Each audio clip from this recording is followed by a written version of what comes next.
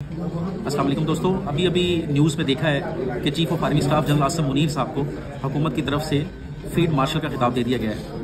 تو یہ بتاتا جاؤں کہ پاکستان کی تاریخ میں راؤنڈ اباؤٹ کو 50 ایئرز اگو آخری field marshal general Ayub Khan تھے۔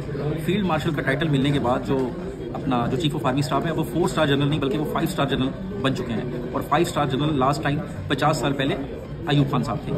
کچھ دن پہلے میں نے ایک بات کی تھی جب یہ انڈیا اور پاکستان کے درمیان سیز فائر ہوئی تھی اور پاکستان نے بڑی ایک ڈومیننٹ ایک وکٹری لی تھی اس وقت میں نے کہا تھا کہ عمران خان صاحب اس جنگ کے نتیجے کے بعد پہلے سے زیادہ ارریلیونٹ ہو چکے ہیں، غیر متعلقہ ہو چکے ہیں۔ تو تب ہمارے جو پی ٹی آئی کے دوست ہیں انہوں نے بڑا غصہ کیا تھا۔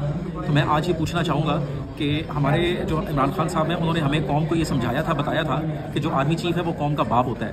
تو اب آپ خود اندازہ لگا لیں کہ جو فیلڈ مارشل ہے وہ قوم کا کیا ہوتا ہے۔